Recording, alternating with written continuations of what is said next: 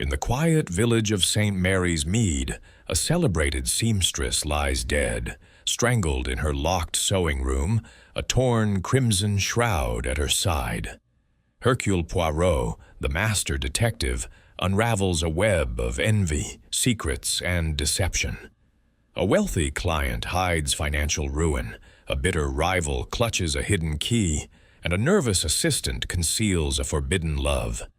As alibis crumble and clues emerge, a creaking gate, a crimson thread, a staged robbery, Poirot's little gray cells reveal a chilling truth. Who wove this deadly tapestry, and why? Dive into the crimson shroud, where every stitch hides a secret. Chapter 1. The Locked Room. The autumn sun cast a golden haze over the village of St. Mary's Mead, its thatched cottages and winding lanes exuding a deceptive tranquility.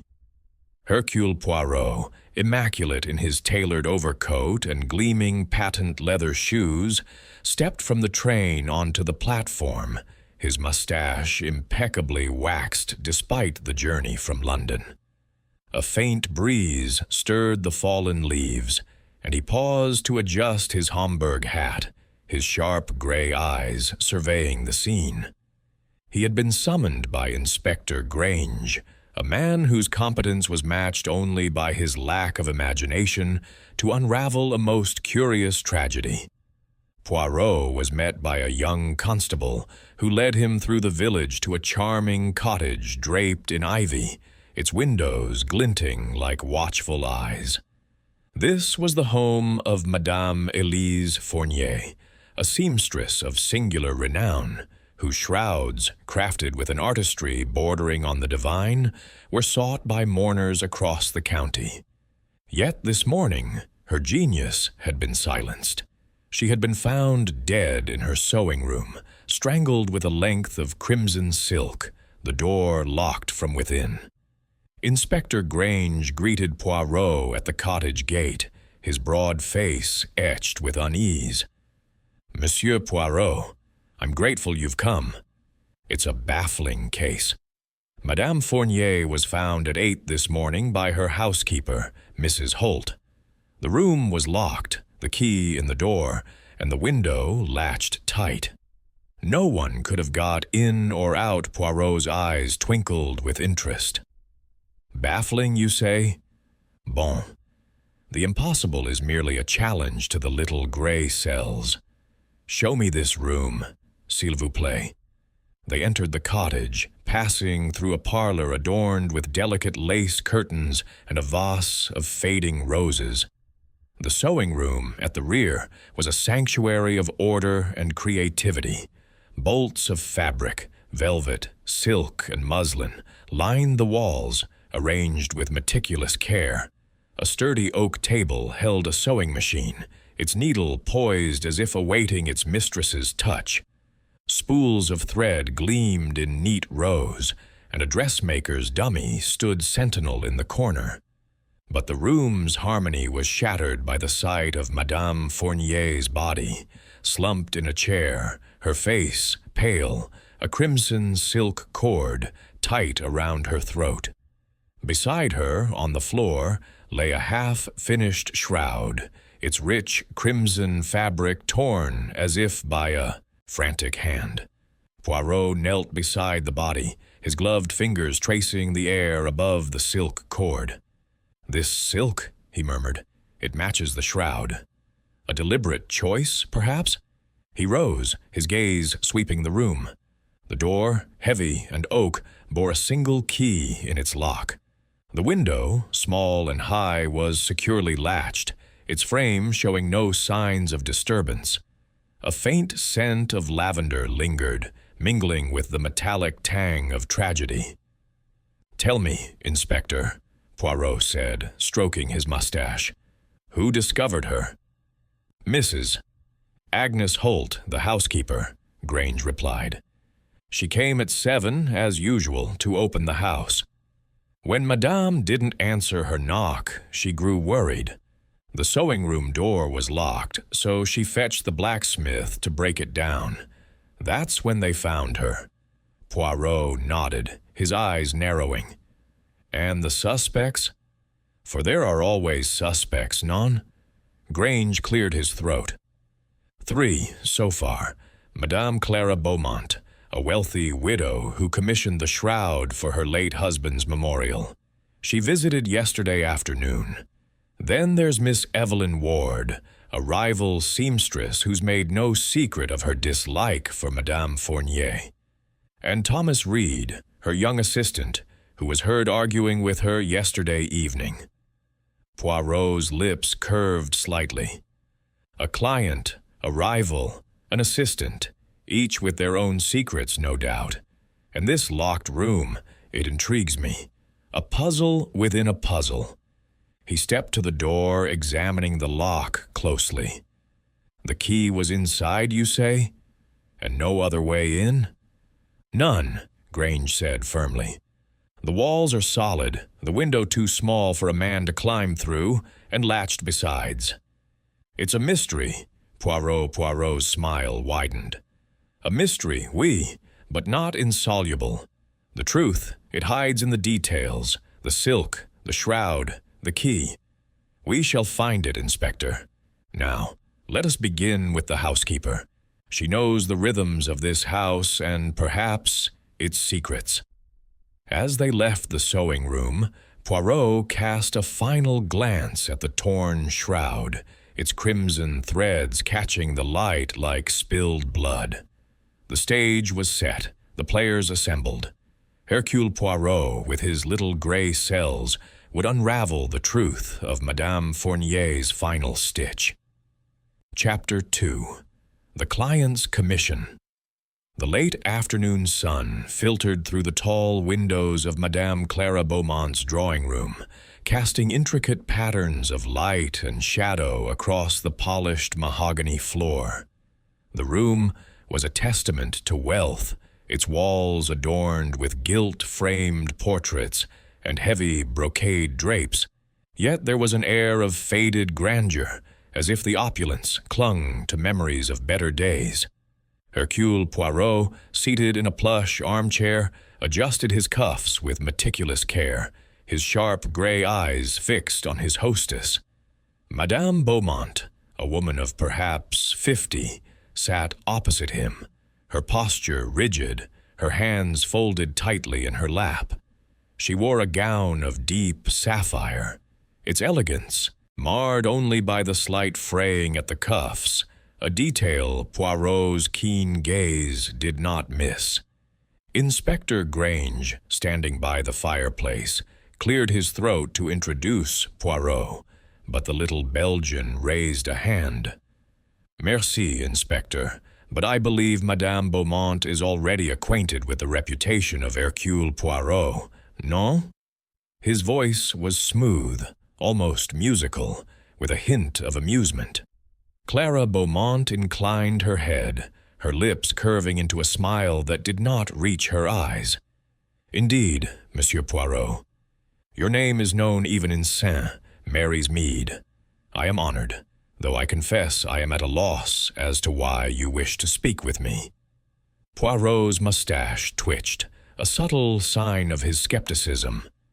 Madame, it is a matter most tragic. The death of Madame Elise Fournier, a woman of great talent, has cast a shadow over this charming village. I understand you were her client, and perhaps one of the last to see her alive. I seek only to understand the events of yesterday. Clara's fingers tightened around a lace handkerchief, its edges embroidered with delicate roses.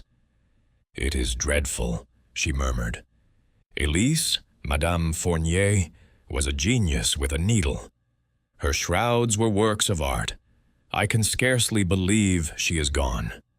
Poirot leaned forward slightly, his eyes gleaming like polished agates. You commissioned a shroud from her, I am told. For your late husband's memorial, oui? Yes, Clara replied, her voice soft but steady. My husband, Charles, passed away 2 years ago. I wish to honor his memory with a memorial service next month, and Madame Fournier was creating a crimson shroud for the occasion. It was to be a gesture of respect. Poirot nodded, his expression one of polite sympathy. A most noble gesture, madame. Tell me, when did you last see Madame Fournier? Clara hesitated, her gaze flickering to the window as if seeking an answer in the golden light.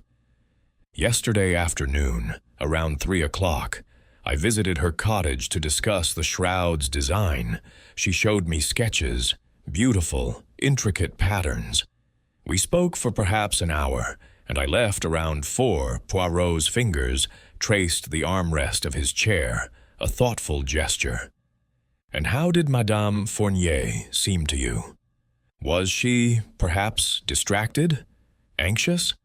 Clara's brow furrowed, and she twisted the handkerchief in her hands. She was preoccupied, I suppose. Not her usual self. She spoke of pressures, clients demanding her time, orders piling up, but she was professional.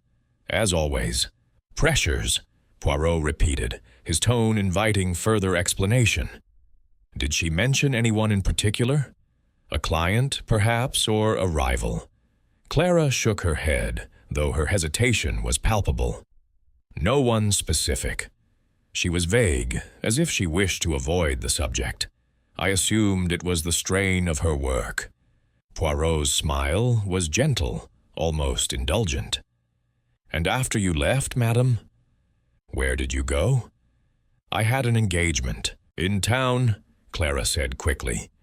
A meeting with my solicitor, Mr. Harrow. I returned home by 6. Poirot noted the swiftness of her reply, the way her eyes darted to Inspector Grange before returning to him. And you saw nothing unusual as you left the cottage? No one lingering in the lane, perhaps? No, she said firmly, though her fingers betrayed her, crumpling the handkerchief. It was a quiet afternoon. I saw only the usual villagers. Mrs. Holt, the housekeeper, was in the garden, I believe. Poirot inclined his head, his expression unreadable. Merci, Madame Beaumont. You have been most helpful. One final question, if I may. This shroud, it was important to you, non? A matter of great personal significance? Clara's eyes softened, and for a moment genuine emotion flickered across her face. Yes, Monsieur Poirot. Charles was everything to me. The shroud was to be a tribute, a way to lay his memory to rest with dignity. Poirot rose, his movements precise and deliberate. I understand, madame. Grief, it is a heavy burden. I shall trouble you no further. For now. As he and Inspector Grange stepped out into the crisp autumn air, Poirot's mind was already at work. Clara Beaumont's words were measured, her demeanor polished, yet there was a tension beneath her composure, like a thread pulled too tight. The frayed cuffs, the crumpled handkerchief, the fleeting glance at Grange, these were not the marks of a woman at ease. Was it merely grief, or did she conceal a deeper truth? They walked down the gravel path, the cottage receding behind them. Grange, his hands clasped behind his back, spoke first. What do you make of her, Poirot? She seemed shaken, but sincere enough. Poirot's eyes narrowed as he gazed at the village, its chimneys puffing smoke into the evening sky. Sincere, perhaps, but not entirely forthcoming. Madame Beaumont is a woman of refinement, yet her gown betrays a certain economy. And her hesitation when speaking of Madame Fournier's mood, it suggests she knows more than she says. We must verify this meeting with her solicitor, Inspector. The hour of her departure from the cottage may prove significant. Grange nodded, though his expression was dubious. You think she's hiding something? She's a respected woman, Poirot. Her husband left her a fortune.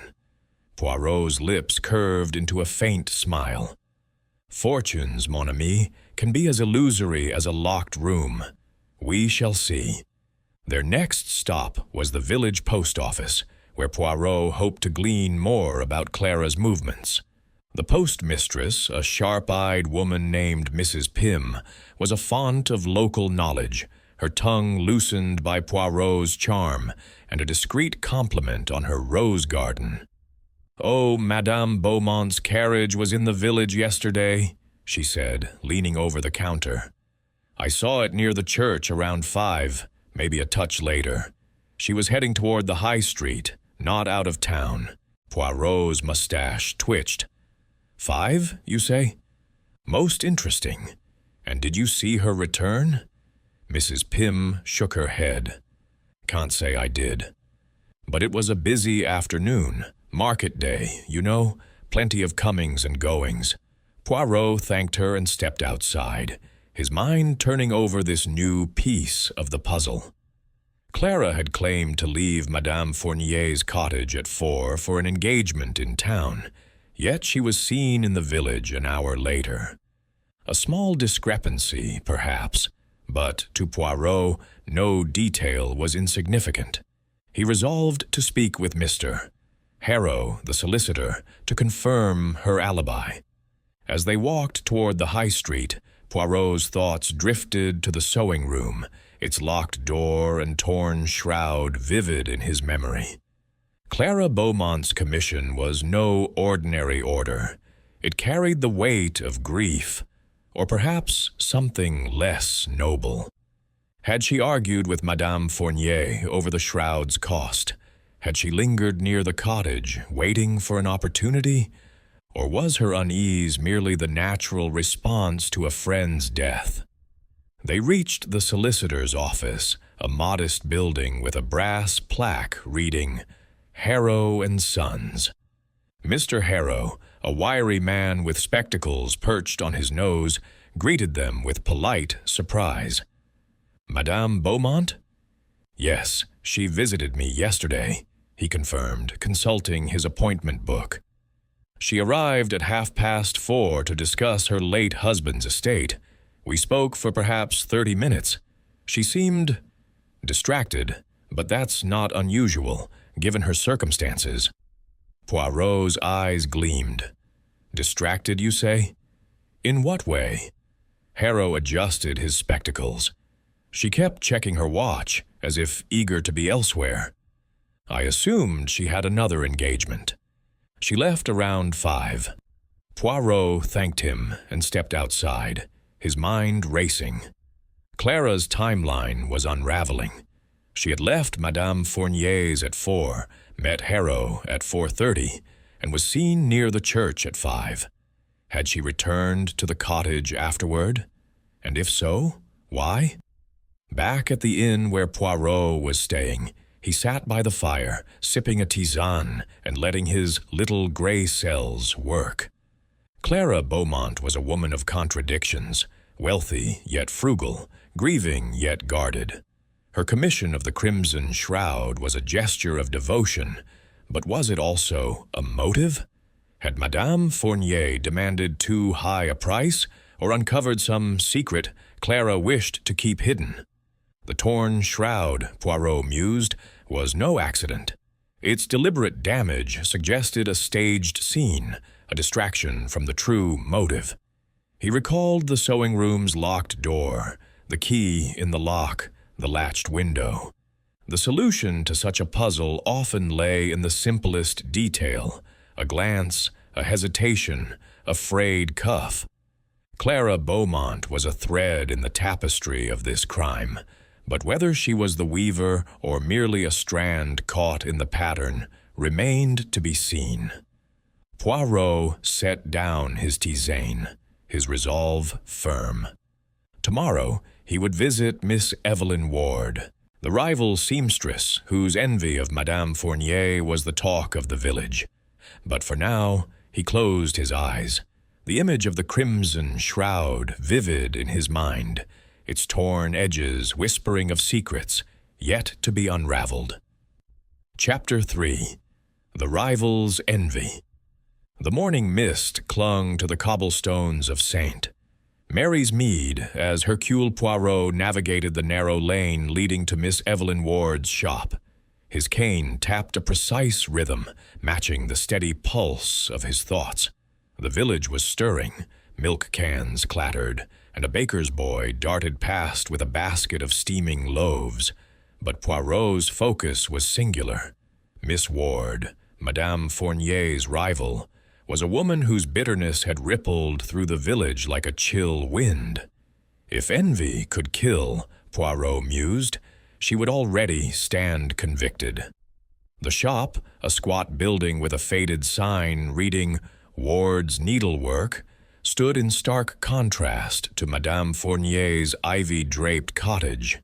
Its windows were streaked with grime, and the display held a jumble of half-finished garments, their stitches uneven, as if crafted in haste.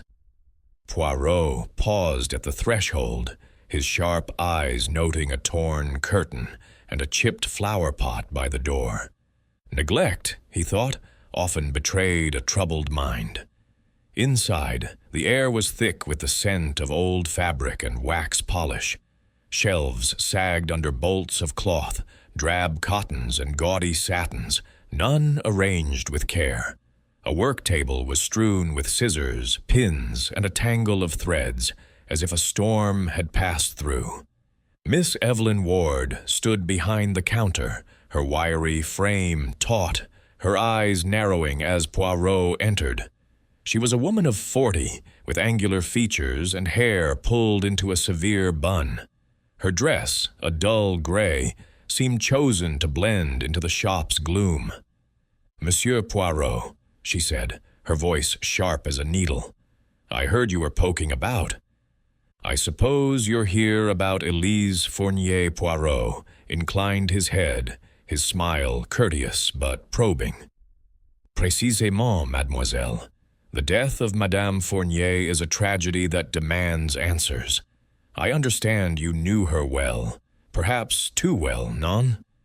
Evelyn's lips thinned, and she folded her arms. "Knew her? Aye, I knew her. She was a thief of talent, a woman who built her name on my work. Everyone in this village fawned over her, but I saw her for what she was." Poirot raised an eyebrow, settling into a rickety chair she did not offer. "A serious charge, mademoiselle. You believe she stole your designs?" Evelyn's eyes flashed. "Believe? I know it.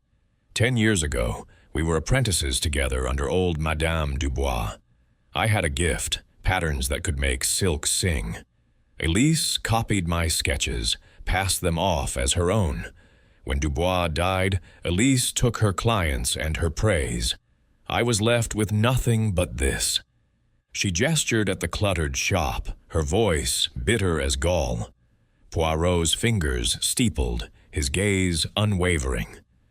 "A grave injustice, if true. Did you ever confront Madame Fournier?"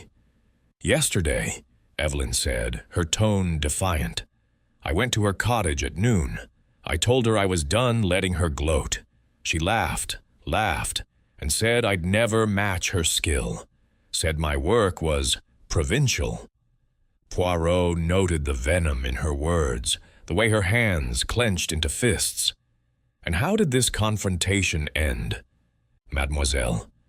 "I left," she snapped. "I wasn't going to stand there and be mocked. I went back to my shop and stayed there." "Alone?" Poirot asked, his voice soft but piercing. "Yes, alone," Evelyn replied, her eyes darting to the side. "I had orders to finish. I worked late, then went home." Poirot leaned forward, his mustache twitching. "And what time did you leave your shop, mademoiselle?" "Precision. It is important." Evelyn hesitated, her fingers picking at a loose thread on her sleeve. "Around 7, maybe 8.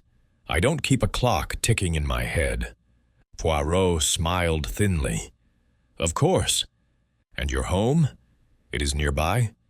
"Just up the lane," she said curtly. "A room above the baker's. Why does it matter?" Poirot did not answer directly. Instead, he rose and paced the shop, his eyes scanning the cluttered shelves. A small drawer beneath the counter caught his attention, its edge slightly ajar. He paused, then turned back to Evelyn. "You say Madame Fournier's success was fading. Her clients, they were tiring of her. Non?" Evelyn's lips curled into a bitter smile. "Oh, yes, she thought herself untouchable, but people were whispering. Her prices were too high, her manner too haughty. I heard Mrs. Langley canceled an order last week. A lease was slipping, and she knew it." Poirot nodded, filing away this tidbit. "And yet, her death? It benefits you, perhaps? Fewer rivals, more clients for Mademoiselle Ward?" Evelyn's face reddened. "If you're suggesting I killed her, you're barking up the wrong tree. I hated Elise, but I didn't need to dirty my hands." Her own arrogance was doing her in. Poirot's expression remained serene, but his mind was a whirl of calculations. "Merci, mademoiselle. You have been most illuminating. I may return with more questions." As he stepped into the street, Inspector Grange, who had waited outside, fell into step beside him. "Well, Poirot? She's a sharp one, isn't she? Practically spitting venom about Madame Fournier." "Oui, Inspector," Poirot said, his eyes distant.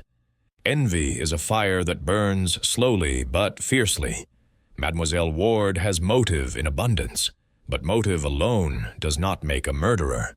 We must confirm her movements. This shop, it faces the alley behind Madame Fournier's cottage. No? A convenient path for a late-night visit." Grange frowned. "You think she slipped out, killed Fournier, and locked the room somehow?" Poirot's lips curved. "I think nothing yet, mon ami. I observe. The drawer in her shop, it was not fully closed. Perhaps it hides something, and her claim of working late, alone, it must be verified." They turned toward the baker's, where Evelyn lodged. The baker, a jovial man named Mr. Cobb, was kneading dough when they entered. He wiped floury hands on his apron and nodded at Poirot's questions. "Miss Ward? She came in around 8 last night, I reckon. I heard her footsteps on the stairs. She's a quiet tenant, keeps to herself." Poirot's eyes gleamed. "And you are certain of the time, monsieur?" Cobb scratched his chin. "Well, the church clock struck 8 just as I was locking up.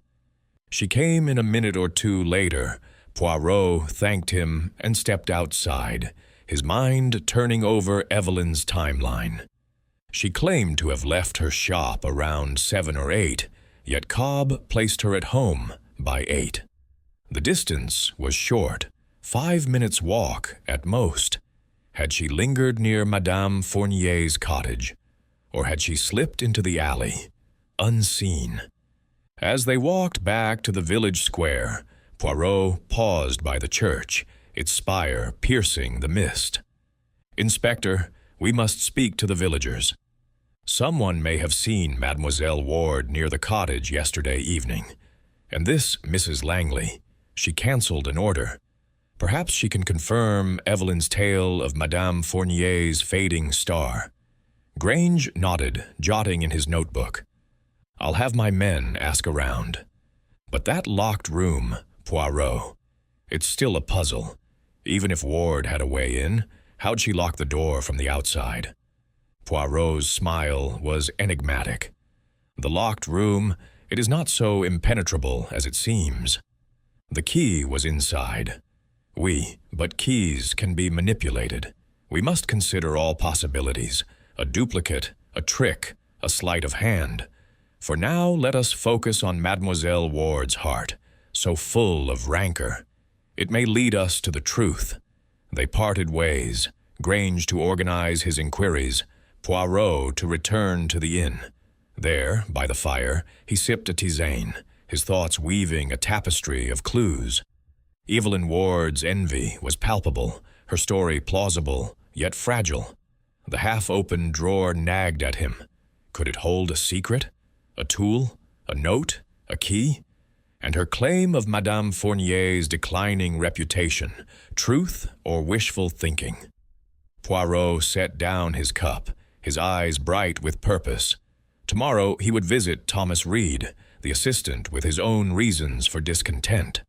But for now, the image of Evelyn's cluttered shop lingered, its disorder a mirror of her troubled soul. The crimson shroud, torn and silent, waited for its secrets to be stitched together by Hercule Poirot's unerring logic. Chapter 4. The Assistant's Secret. The evening shadows stretched long across Saint Mary's Mead as Hercule Poirot made his way to the village pub, the Green Man, where Thomas Reed had agreed to meet. The air was sharp with the scent of wood smoke, and the distant chime of the church clock marked the hour of 7.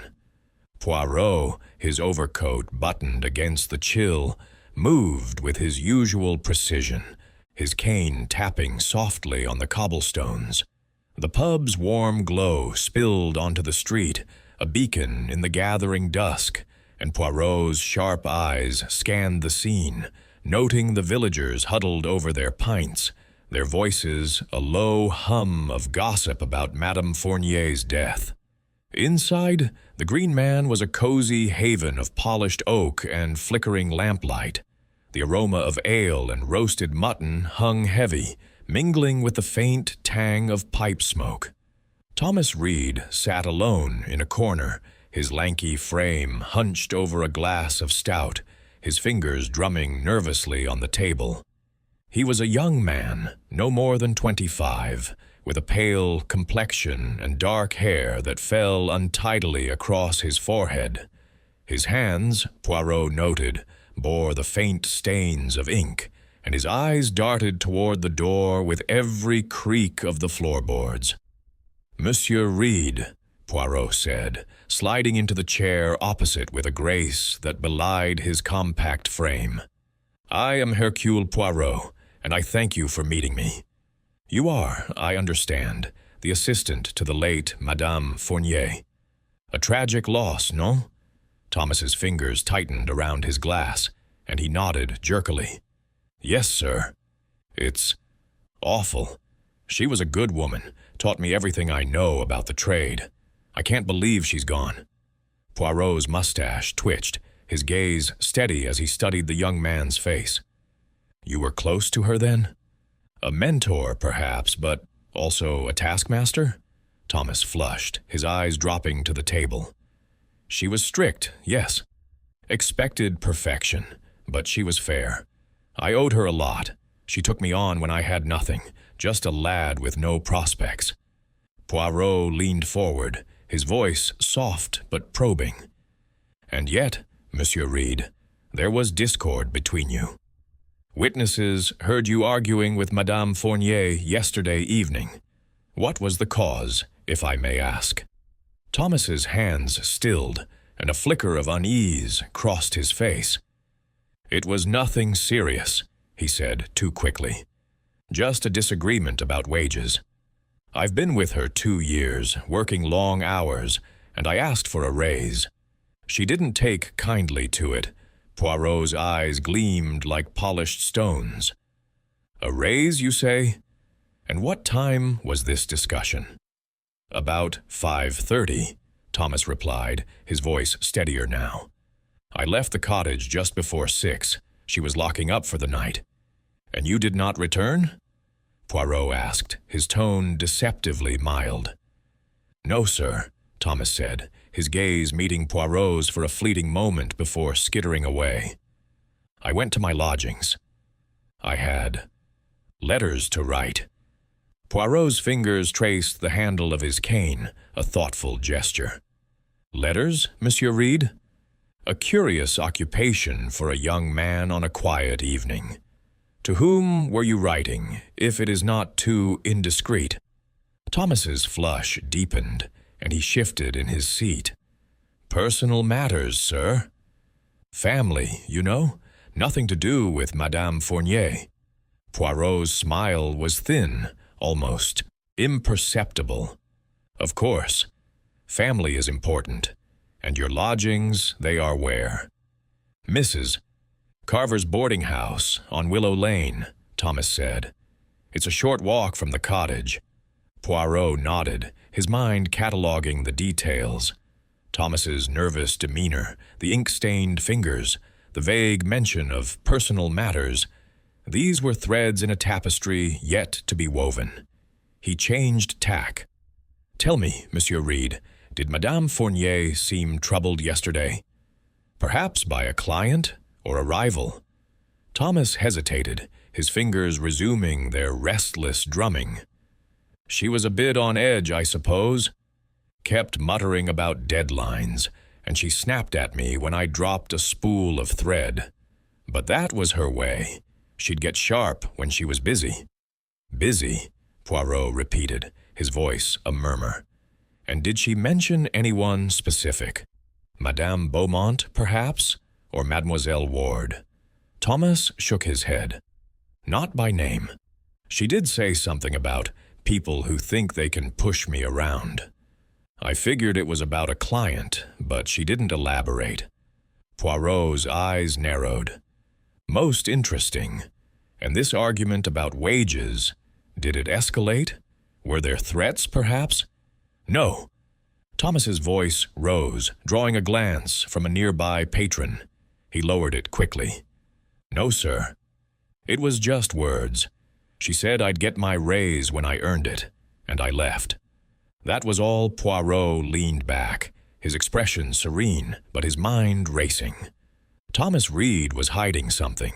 His nervous tics, his evasive answers, suggested a secret beyond a mere wage dispute. But was it connected to Madame Fournier's death, or was it a private matter, as he claimed? Merci, Monsieur Reed, Poirot said, rising with a fluid motion. You have been most helpful. I advise you to remain in the village, should I have further questions. Thomas nodded, his eyes fixed on his glass. Poirot stepped out into the cool night, where Inspector Grange awaited him, puffing on a cigarette. Well, Poirot? What's your take on the lad? Poirot adjusted his hat, his gaze fixed on the starry sky. He is nervous, Inspector, like a man with a weight upon his soul. This argument with Madame Fournier, it may be nothing, or it may be everything. We must visit his lodgings, verify his story of these letters. Grange flicked ash into the street. You think he's lying? I think, Poirot said, his voice soft, that Monsieur Reed is a young man with secrets. Whether they are secrets of the heart or of the crime, that is what we must discover. They made their way to Willow Lane, where Mrs. Carver's boarding house stood, a narrow building with peeling paint and a creaking sign. Mrs. Carver, a stout woman with a sharp tongue, confirmed Thomas's account. He came in just after 6 last night, she said, wiping her hands on an apron. Went straight to his room. I heard him scribbling away. Always writing, that one. Didn't come down till morning. Poirot's interest sharpened. Scribbling, you say? You saw these letters? Mrs. Carver shrugged. Not the letters themselves, but he's always at it. Ink stains on his cuffs, paper scattered about. Keeps to himself. Mostly, Poirot thanked her and requested to see Thomas's room. It was a small, Spartan space, with a narrow bed, a desk, and a single chair. The desk was cluttered with papers, a bottle of ink, and a worn quill. Poirot's gloved fingers lifted a sheet, revealing a half-written letter, addressed to my dearest. The contents were vague, phrases of affection, a mention of our future, but no name was given. Poirot's mustache twitched. A love letter, perhaps, but to whom? And why so guarded? As they left the boarding house, Grange scratched his head. A sweetheart, eh? Could be nothing to do with the murder. Perhaps, Poirot said, his eyes distant. But secrets, They have a way of entangling themselves with death. If Madame Fournier knew of this affair, she might have held power over young Thomas. We must learn more about this, dearest." They walked back toward the inn, the village now cloaked in darkness. Poirot's mind churned with possibilities. Thomas Reed's argument with Madame Fournier, his nervous demeanor, the mysterious letters. These were clues, but not yet a pattern. The crimson shroud, torn and silent in the locked room, loomed in his thoughts. Was Thomas's secret a motive for murder, or merely a distraction? And what of the locked door, the key inside? The puzzle was deepening, but Poirot's little gray cells were already at work, threading the needle of truth through the fabric of lies. Chapter 5. The Scene Re-Examined. The morning sun pierced the mist over St. Mary's Mead, casting a pale light through the ivy-clad windows of Madame Elise Fournier's cottage. Hercule Poirot stood at the threshold of the sewing-room, his gloved hands clasped behind his back, his gray eyes scanning the scene with the precision of a watchmaker. The room, once a haven of creativity, now bore the somber weight of death, its air heavy with the scent of lavender and tragedy. Inspector Grange hovered near the door, his notebook open, his brow furrowed as he awaited Poirot's insights. "Monsieur Poirot," Grange said, his voice tinged with impatience, "we've gone over this room twice already." The door was locked, the key inside, the window latched. "It's a proper mystery, I'll grant you, but I don't see what more we'll find." Poirot's mustache twitched, a faint smile playing at his lips. "Patience, mon ami. The truth, it hides in the details, like a needle in a bolt of silk. To solve the puzzle of the locked room, we must examine not only what is here, but what is not here. Let us begin." He stepped forward, his movements deliberate, his cane resting lightly in his hand. The sewing room was as he remembered, the oak table with its gleaming sewing machine, the shelves lined with neatly rolled fabrics, the dressmaker's dummy, standing sentinel in the corner. Madame Fournier's body had been removed, but the chair where she had been found remained, its cushion slightly askew. The crimson shroud, torn and crumpled, lay on the floor, its rich hue a stark contrast to the room's muted tones. The silk cord used to strangle her had been taken for evidence, but Poirot could still picture it, tight around her throat, matching the shroud's fabric. He knelt beside the shroud, his gloved fingers hovering over the torn edges. "Regardez, Inspector," he said, his voice low. "The tear. It is not random. The edges are too precise, as if cut with intent, not ripped in a struggle. This suggests a purpose, a staging, perhaps, to mislead." Grange squinted, leaning closer. "You mean someone tore it to make it look like a robbery?" "Précisément," Poirot said, rising. "A robbery implies chaos, desperation, but nothing was taken, you said." Grange shook his head. "Not a thing. Her purse was on the table, full of coins, her tools, her fabrics, all untouched." Poirot's eyes gleamed. "And yet the shroud is torn. Why? To create a false narrative, to distract from the true motive. We must ask, who benefits from such a deception?" He moved to the door, a heavy oak panel with a sturdy lock. The key, still in place, glinted in the morning light. Poirot turned it, testing the mechanism. It clicked smoothly, no signs of tampering. He examined the frame, running his fingers along the edges, then stepped back, his head tilted. The door, it is solid. No scratches, no marks of force. The key was inside, you say? When the blacksmith broke in? Yes, Grange confirmed. Mrs. Holt found it locked, and the blacksmith had to use a crowbar to get in. The key was right there, in the lock. Poirot nodded, his gaze drifting to the window. It was small, high on the wall, its latch secure. He climbed onto a stool, provided by a constable, and inspected the frame. The latch was old, but functional, its screws tight, the glass unmarred. He opened it, peering out at the garden below, where roses drooped under the weight of dew. The drop was steep, the window too narrow for entry. "Non," he murmured, closing it. This was not the path of the killer. He returned to the room's center, his eyes sweeping every surface. A spool of crimson thread had rolled beneath the table, unnoticed by the police. Poirot retrieved it, turning it in his hands. "A small thing," he said, "but in a room so orderly, it is out of place. Madame Fournier. She was meticulous. Non? Why, then, is this thread astray?" Grange shrugged. "Could have fallen during the struggle."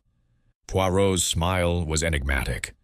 "Or it was placed there to add to the illusion of chaos. We must consider all possibilities."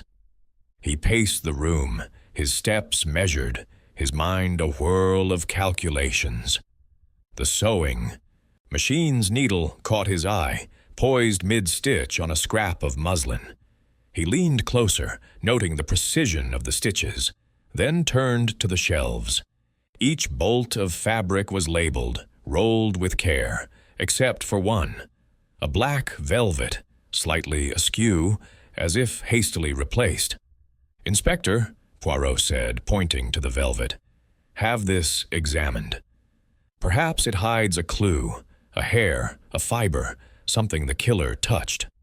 Grange signaled a constable to bag the fabric, though his expression was skeptical. "You think the killer left something behind?" "I think," Poirot said, "that no one moves through a room without leaving a trace. The question is whether we see it." He turned his attention to the dressmaker's dummy, its wooden form draped in a half-finished gown. He circled it, his fingers brushing the fabric, then paused. A pin, nearly invisible, protruded from the hem, its head a tiny pearl. Poirot plucked it free, holding it to the light. "Curious," he murmured. "Madame Fournier, she would not leave a pin so carelessly." Perhaps it was dislodged by another. Grange scratched his head. "You're seeing clues in pins and threads, Poirot?" "I hope you're right," Poirot's eyes twinkled. "The little gray cells, Inspector. They see what the eyes alone cannot. This room, it tells a story. The torn shroud, the stray thread, the misplaced pin. These are words in that story. We must read them carefully." He stepped to the table, where a small ledger lay open, its pages filled with Madame Fournier's neat handwriting. Orders, payments, deadlines, all meticulously recorded. Poirot flipped through it, noting Clara Beaumont's commission for the Crimson Shroud, dated a month ago, and a cancelled order from a Mrs. Langley, just as Evelyn Ward had claimed. "Interesting," he said. Madame Fournier was busy, yet her clients were not all satisfied. This may be significant. Grange peered over his shoulder. "Anything else catch your eye?" Poirot closed the ledger, his expression thoughtful. "Not yet, but the room, it speaks. The killer entered, killed, and left, yet the door was locked, the key inside. This is not magic, Inspector. It is method. We must find the how, and the why will follow." As they left the cottage, Poirot paused in the garden, his gaze lingering on the roses. "Inspector, speak to Mrs. Holt again. Ask if she noticed anything unusual about the cottage yesterday evening. Lights, sounds, visitors, and the blacksmith who broke the door. His account must be precise." Grange nodded, jotting in his notebook. "You think the killer got in some other way?" "I think," Poirot said, his voice soft, "that the locked room is a lie, designed to confuse. But Hercule Poirot, he is not so easily deceived. Back at the inn, Poirot sat by the window, a cup of tisane steaming in his hand.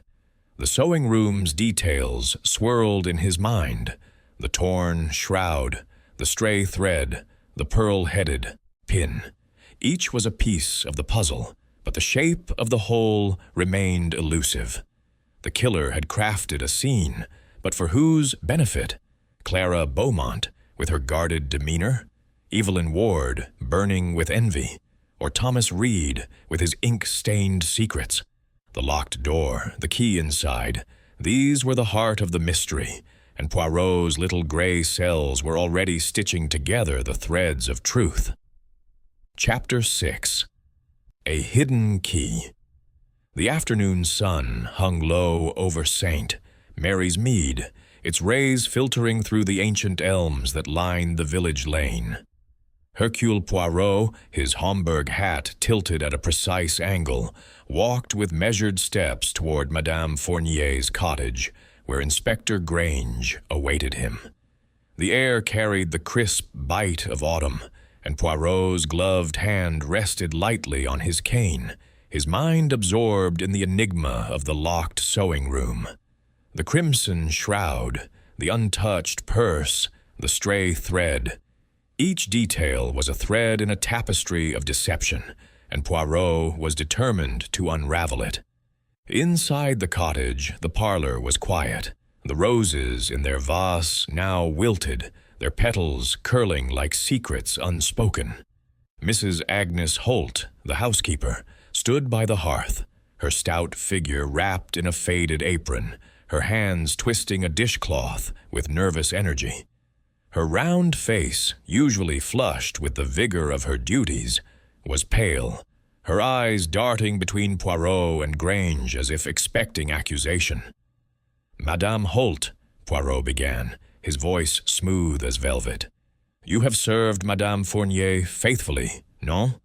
You know the rhythms of this house, its habits, its heart. I seek only the truth, and you, I believe, can help me find it." Mrs. Holt nodded, her lips pursed. "I'll tell you what I know, sir. It's a terrible thing, losing Madame. She was a hard woman at times, but kind in her way. I can't think who'd do such a thing." Poirot's eyes gleamed, his mustache twitching slightly. "Let us return to yesterday. You were here in the afternoon, oui? Tell me, what did you see? What did you hear?" Mrs. Holt's hands stilled, and she frowned, recalling the day. "I came at noon, as always, to tidy up and prepare tea. Madame was in the sewing room, working on that crimson shroud for Mrs. Beaumont. She was in a mood, snappish, you know, when she was deep in her work. I saw Miss Ward come by around then, all in a huff, and later Mrs. Beaumont for her appointment. Young Thomas was here too, fussing with the accounts." Poirot leaned forward, his fingers steepled. "And the sewing room, Madame Holt, it was always locked at night?" "Oh, yes," she said firmly. "Madame was particular about that. She kept the key on a chain around her neck, never took it off except to lock up. She didn't trust anyone with her work, said it was her legacy." Poirot's gaze sharpened. "A chain, you say? And this key, it was the only one?" Mrs. Holt hesitated, her eyes flickering with unease. "Well, there was a spare years ago. Madame lost it when she first moved here, about 5 years back. She was in a right state about it, had the lock changed straight away. The old key was never found. Far as I know, Poirot's mustache twitched, a spark of interest in his eyes. A spare key, lost but not forgotten. Most intriguing. And the new lock, it was fitted by whom? "The blacksmith, mister." "Gibbs," Mrs. Holt said. "He's a good man, did it proper." Madame was satisfied after that, kept the new key close. Poirot nodded, his mind racing. A spare key, lost in the village, could be a tool in the hands of a determined killer. Tell me, Madame Holt, did you notice anything unusual yesterday evening? A sound, a shadow, a visitor after hours? Mrs. Holt shook her head, but her hesitation lingered. It was quiet when I left at 5. Madame was still in the sewing room, said she'd lock up herself. I didn't see anyone else, but... She paused, her brow furrowing. There was a creak in the garden, like a gate swinging. I thought it was the wind, but now I'm not sure. Poirot's eyes narrowed. A creak, you say? At what time? Just before I left, around 5, she said.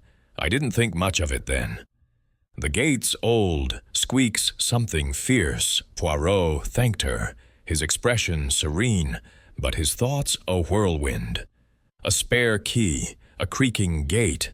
These were fragments of the puzzle, hinting at an unseen presence. He turned to Grange. Inspector, we must speak to Mr. Gibbs, the blacksmith. His account of the lock's history may be vital. And the garden gate, have it examined for signs of use. Grange scribbled in his notebook, his skepticism tempered by Poirot's intensity. You think someone found that old key and used it? I think, Poirot said, his voice low, that a key lost is a key waiting to be found. The killer entered the sewing room, strangled Madame Fournier, and left the door locked. This spare key, it may be the answer to our locked room conundrum. They stepped into the garden, where the roses bowed under the weight of the morning dew. The gate, a weathered wooden affair, stood at the edge of the property, its hinges rusted. Poirot examined it, noting a faint scrape on the latch, as if it had been forced recently. Interesting, he murmured. The gate, it has been used, perhaps by one who wished to remain unseen. Grange frowned. Could have been anyone. Delivery boy, neighbor. Doesn't prove much. Poirot's smile was enigmatic. Alone, it proves nothing. But with other threads, the torn shroud, the stray pin, the nervous assistant, it begins to form a pattern. We must now search the homes of our suspects. A key, it is a small thing, easily hidden. They agreed to split their efforts. Grange would visit Clara Beaumont's mansion, while Poirot would return to Evelyn Ward's shop, its cluttered chaos still vivid in his memory. The shop was as he had left it, its shelves sagging under neglected fabrics, the air thick with dust. Evelyn was absent, but a young apprentice, a timid girl named Lily, allowed Poirot to look around, her eyes wide with awe at the famous detective. Poirot moved with purpose, his gloved hands sifting through drawers and shelves. In a corner, beneath a pile of faded muslin, he found a small tin box, its lid rusted but intact. Inside was a collection of odds and ends, buttons, a broken thimble, and nestled among them, a tarnished brass key. Poirot's heart quickened, but he kept his expression neutral. Mademoiselle Lily, he said, this key, do you know its purpose? Lily shook her head. No, sir. Miss Ward keeps all sorts of things. She's not one for throwing stuff out. Poirot slipped the key into his pocket, resolving to test it against Madame Fournier's lock. He thanked Lily and left, his mind buzzing with possibilities. The key might be nothing, a relic of Evelyn's past, but its presence in her shop was a coincidence too striking to ignore. He rejoined Grange at the cottage, where the inspector reported no findings at Clara's mansion. Her housekeeper swears she was home by 6, Grange said, but I don't trust those fancy types. They've got ways of covering their tracks. Poirot produced the key, holding it up to the light. And this, Inspector, may be a track uncovered. Let us see if it fits. They returned to the sewing room, where Poirot inserted the key into the lock. It turned with a soft click, the mechanism yielding smoothly. Grange's jaw dropped. "Good Lord, Poirot! You've found it, the spare key." Poirot's smile was restrained. "Perhaps, perhaps not. It fits, but we must confirm its history. Monsieur Gibbs, the blacksmith, will tell us if this is the lost key. And Mademoiselle Ward, she must explain how it came to her possession." As they locked the cottage and stepped into the fading light, Poirot's thoughts turned to the creaking gate, the hidden key, the staged shroud. The killer had planned carefully, but no plan was flawless. The little gray cells, they were weaving the clues together, and soon, Poirot knew, the tapestry of truth would be complete. Chapter 7. Shadows of Motive. The late afternoon light bathed St. Mary's Mead in a golden glow, softening the edges of its quaint cottages and casting long shadows across the lanes. Hercule Poirot, his Homburg hat perched at a precise angle, walked with Inspector Grange toward the grand estate of Madame Clara Beaumont. The discovery of the tarnished key in Evelyn Ward's shop had sharpened Poirot's focus, but his mind was a kaleidoscope of possibilities, each clue a fragment waiting to be fitted into the puzzle of Madame Fournier's murder. The crimson shroud, the locked room, the creaking gate, all pointed to a calculated act, but the motive remained, elusive, hidden in the shadows of human desires. Clara Beaumont's mansion loomed at the edge of the village, its stone facade imposing yet weathered, as if clinging to past glories. The gardens were manicured, but Poirot noted a patch of overgrown weeds near the gate, a subtle sign of neglect.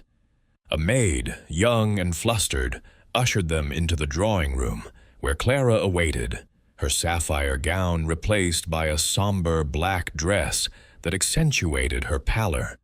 She rose to greet them, her movements graceful but strained, her lace handkerchief clutched tightly. "Monsieur Poirot, Inspector," she said, her voice steady but laced with unease. "I trust you have progress in this dreadful affair?" Poirot inclined his head, his gray eyes studying her with quiet intensity. "Progress, madame, is like a fine seam, slowly stitched but strong. We seek to clarify certain matters, and your candor will aid us greatly." Clara gestured to the armchairs, her smile tight. "Of course." "I have nothing to hide." Poirot settled into a chair, his gloved hands resting on his cane. "Let us revisit yesterday, madame. You left Madame Fournier's cottage at 4, you said, for a meeting with your solicitor. Yet you were seen near the church at 5. This discrepancy, it intrigues me." Clara's fingers tightened around her handkerchief, and a faint flush touched her cheeks. "I may have lingered in the village. I stopped to speak with Mrs. Pym at the post office. The meeting with Mr. Harrow was brief, and I had no reason to rush home." Poirot's mustache twitched. "And this conversation with Mrs. Pym, what was its nature?" "Nothing of consequence," Clara said quickly. "Village matters, a charity event. I don't recall the details." Poirot's smile was gentle but probing. "The memory, it can be elusive, non? But let us turn to another matter, your commission of the crimson shroud. It was costly, I presume? Madame Fournier's work was renowned, and such artistry comes at a price." Clara's eyes flickered, and she nodded. "Yes, it was expensive. But it was for Charles, my late husband. No price was too high to honor his memory." Poirot leaned forward, his voice soft as silk. "And yet, madame, there are whispers, forgive me, but I must be direct, that your finances are not as robust as they once were. Creditors, perhaps, have been pressing?"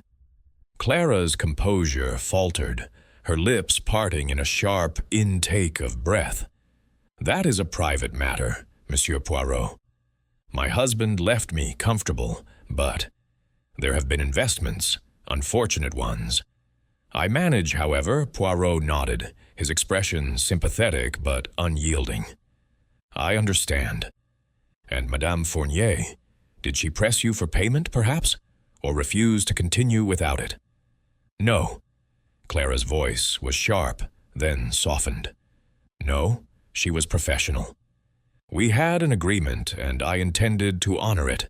Poirot thanked her and rose, his mind cataloguing her unease, the frayed cuffs, the defensive edge to her words. As they left the mansion, Grange muttered, "She's hiding something, Poirot." That bit about her finances, you struck a nerve. "Oui, Inspector," Poirot said, his eyes distant. "Madame Beaumont is a woman under pressure, but whether it is the pressure of guilt or merely circumstance, we shall see." Their next stop was Evelyn Ward's shop, where Poirot hoped to confront her about the key. The shop was empty, its door ajar, and a quick inquiry with the apprentice, Lily, revealed that Evelyn had gone to the market. Poirot took the opportunity to examine the premises further, his gloved hands sifting through the clutter. In a ledger tucked beneath the counter, he found records of Evelyn's orders. Meager compared to Madame Fournier's. Several clients had defected to her rival, their names struck through with angry slashes of ink. "Envy," Poirot murmured. "It leaves its mark as surely as blood." Grange flipped through the ledger. "Looks like she was losing business fast. Gives her a reason to want Fournier out of the way." Poirot nodded, but his thoughts were on the key. Its discovery in Evelyn's shop was damning, yet too convenient. Was it planted, or had she been careless? He resolved to question her later, when her guard might be lower. Their final visit was to Thomas Reed's lodging at Mrs. Carver's boarding house. The landlady, still wiping her hands on her apron, let them in with a grumble about all this bother. Thomas's room was as Poirot remembered, Spartan, with the desk cluttered by papers. He sifted through them, finding more fragments of letters, all unsigned, all hinting at a clandestine romance. One phrase caught his eye. "If she knew, it would ruin us." Poirot's fingers paused, his mind racing. She, he mused. Could it be Madame Fournier, or another? Grange peered over his shoulder. "Love letters, eh? Sounds like the lad's in deep. Think Fournier found out and threatened to spill?" "It is possible," Poirot said, slipping the letter into his pocket for further study. "A secret lover, a threat of exposure. These are motives as old as time. But we must tread carefully. The heart, it is a fragile thing, and young Thomas is not so skilled at hiding his." As they left the boarding house, Poirot's thoughts turned to the locked room. The key from Evelyn's shop was a breakthrough, but it raised questions. Had she found it by chance, or had someone else placed it there? And the letter in Thomas's room, did it point to a motive, or was it a distraction? Clara's financial strain added another layer, suggesting a woman desperate to maintain appearances. Back at the inn, Poirot sat by the fire, a tisane in hand, his little gray cells weaving the clues into a pattern. Clara's wealth was a facade, Evelyn's envy a burning coal, Thomas's secret a hidden thread. The crimson shroud, torn with purpose, loomed in his mind, its frayed edges a metaphor for the lies unraveling in Saint Mary's mead. The truth was close, but it required one more step, a confrontation to test the suspect's masks. "Inspector," Poirot said, setting down his cup. "Tomorrow we gather them all, Clara, Evelyn, Thomas, in Madame Fournier's cottage, where the crime was born. Their reactions, their glances, they will betray the guilty heart." Grange nodded, his skepticism giving way to trust in Poirot's method. "You've got a plan, I can tell. Let's hope it shakes something loose." Poirot's smile was serene. "It will, mon ami. The shadows of motive are long, but they cannot hide from Hercule Poirot." Chapter 8. The alibi unravels. The morning sky oversent. Mary's mead was a tapestry of gray clouds, heavy with the promise of rain, as Hercule Poirot stood in the parlor of Madame Elise Fournier's cottage. The air was thick with the scent of wilted roses and the faint mustiness of a house touched by tragedy. Poirot, immaculate in his tailored suit, adjusted his tie with a precise flick of his fingers, his gray eyes gleaming with purpose. Today, he had arranged for the three suspects, Clara Beaumont, Evelyn Ward, and Thomas Reed, to gather here, under the pretense of clarifying their statements. In truth, it was a stage, carefully set to observe their reactions, to catch the flicker of guilt in a glance or the tremor of a lie. Inspector Grange stood by the hearth, his broad frame slightly hunched, as if the weight of the unsolved crime pressed upon him. "You sure about this, Poirot?" he muttered, his voice low. "Bringing them all together like this, it's a bit theatrical, isn't it?" Poirot's mustache twitched, a faint smile curving his lips. "Theatrical, mon ami? Perhaps. But the human heart, it reveals itself under pressure. In this room, where Madame Fournier met her end, the truth will stir, like a thread caught in the wind." The door opened, and Clara Beaumont entered first, her black dress whispering against the floor. Her face was pale, her eyes shadowed, but she held herself with the dignity of a woman accustomed to scrutiny. Evelyn Ward followed, her angular features set in a scowl, her gray dress as severe as her demeanor. Thomas Reed trailed behind, his lanky frame tense, his ink-stained fingers fidgeting with the brim of his cap. The three stood apart, their gazes avoiding one another, as if each feared what the others might see.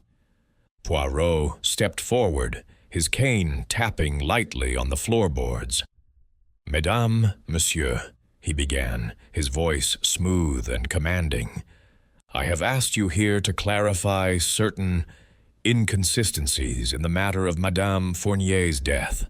A woman of talent, strangled in her locked sewing room, with a crimson shroud torn beside her.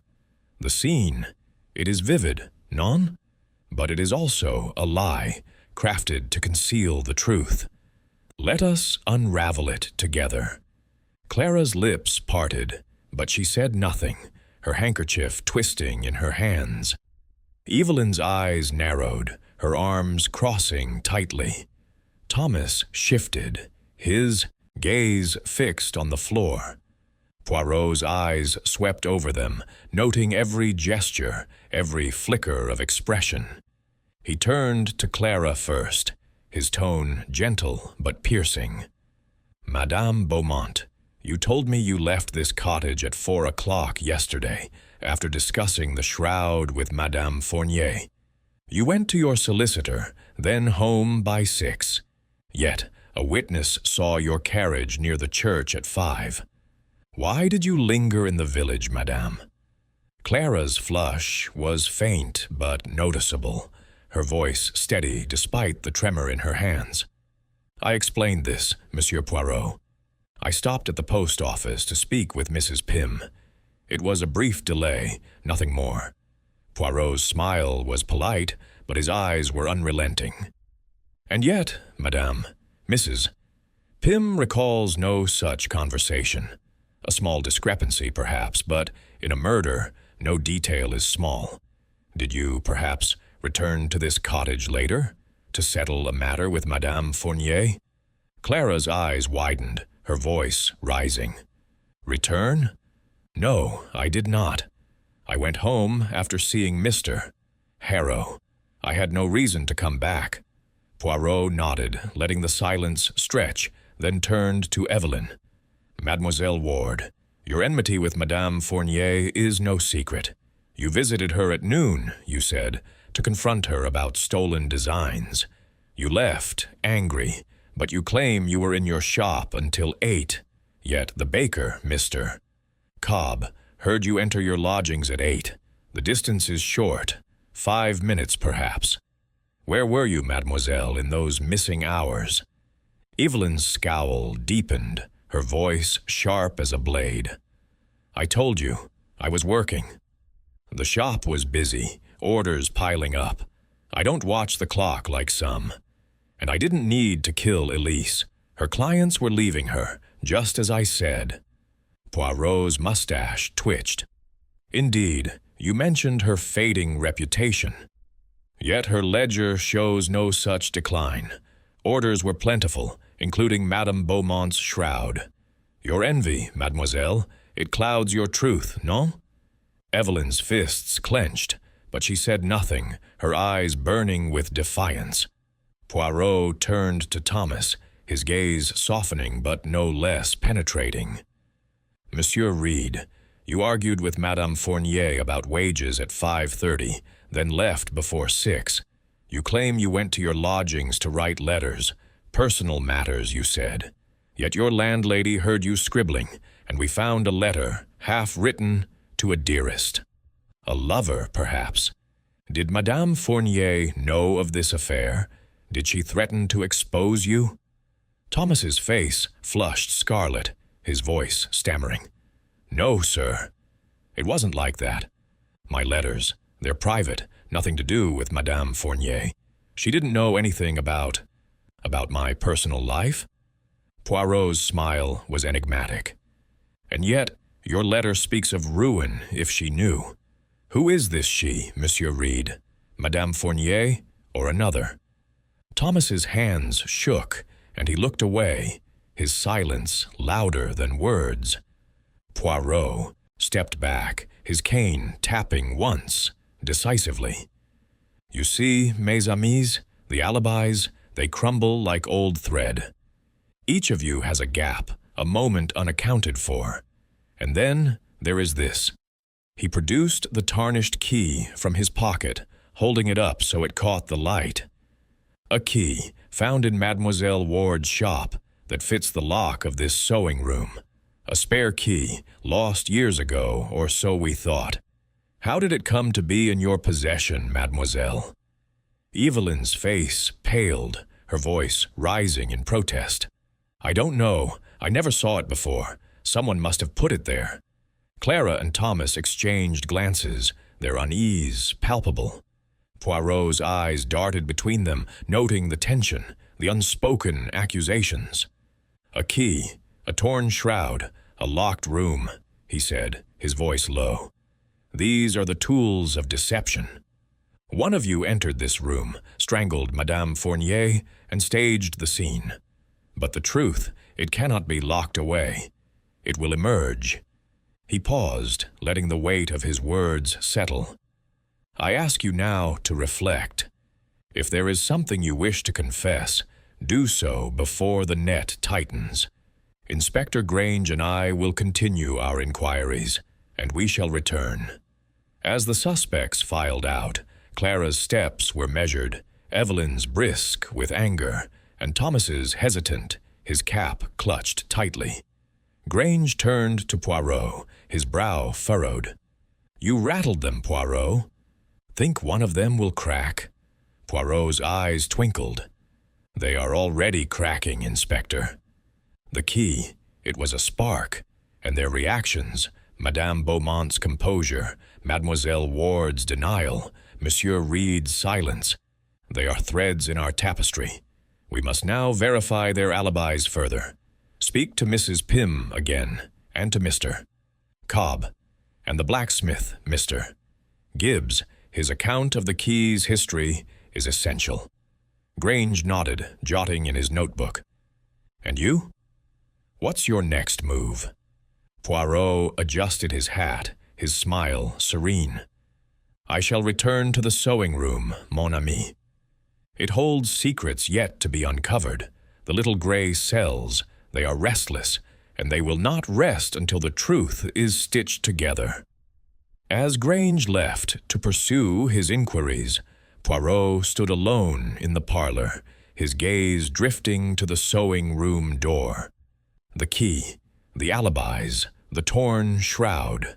They were pieces of a puzzle, but the picture was still incomplete. The killer had woven a clever web, but Hercule Poirot was a master at untangling lies, and the truth, he knew, was only a stitch away. Chapter 9. The Spare Key Revealed. The afternoon rain pattered against the windows of Evelyn Ward's shop, turning the cobblestones outside into a glistening mosaic of gray and silver. Hercule Poirot, his umbrella neatly furled and set aside, entered the establishment with the quiet determination of a man who knew the truth was at hand. The air inside was damp and heavy, carrying the faint mustiness of wet wool and lingering envy. Evelyn Ward stood behind the counter, her wiry frame rigid, her sharp eyes narrowing as she recognized the detective. The apprentice, Lily, hovered in the background, her young face pale with unspoken curiosity. "Mademoiselle Ward," Poirot said, his voice calm but resonant. "We meet again. Circumstances, they have evolved since our last conversation. I have something to show you, something most significant." Evelyn's lips curled into a defiant sneer, but her hands betrayed her, gripping the edge of the counter until her knuckles whitened. "Evolved? You mean you've come to accuse me again, Monsieur Poirot? I've nothing to say. That key you found, it's not mine. Someone planted it to frame me." Poirot's mustache twitched, and he reached into his pocket, producing the tarnished brass key, its surface etched with the patina of years. He held it up, allowing the dim light from the window to catch its contours. "This key, mademoiselle, it fits the lock of Madame Fournier's sewing room. A spare key, lost long ago, or so the housekeeper believed. Found here, in your shop, hidden among your relics. How do you explain this?" Evelyn's eyes darted to the key, then away, her composure cracking like thin ice. "I told you. I don't know. I've had that tin box for years. Buttons, scraps, old junk. If it's there, someone put it in." Poirot stepped closer, his gray eyes locking onto hers with unyielding intensity. "Someone, you say? Who, mademoiselle? A ghost? Or perhaps you, yourself, in a moment of carelessness or calculation? Let us speak plainly. You visited Madame Fournier yesterday, confronted her about your grievances. Your shop backs onto the alley near her cottage. A short walk, a hidden key, a locked room waiting to be breached." Evelyn's breath quickened, her voice rising in a sharp staccato. "You're twisting things. Yes, I hated her. She stole my designs, my life, but I didn't kill her. I left her cottage at noon, worked here all afternoon, went home at 8. The baker heard me. Ask him." Poirot nodded slowly, his expression one of patient inquiry. "The baker, oui, he heard you at 8, but between noon and 8, mademoiselle, there is time enough for shadows to lengthen. And this key, it was not merely lost. The blacksmith, mister. Gibbs has confirmed. It is the very spare that Madame Fournier misplaced 5 years ago. He remembers the day she came to him, frantic, demanding a new lock. A small brass key, he said, with a notch here. He pointed to this very edge. He turned the key in his fingers, the notch glinting accusingly. Evelyn's face drained of color, her defiance giving way to a flicker of panic. "Even if it is that key, it proves nothing. I could have found it anywhere. In the village, in the street. St. Mary's Mead is full of old things, forgotten things." Poirot's smile was thin, almost sorrowful. Forgotten things, perhaps, but not so easily found in a drawer of your own shop. Lily, he called softly, turning to the apprentice who started at the sound of her name. You have been here long? Did you ever see Mademoiselle Ward with this key?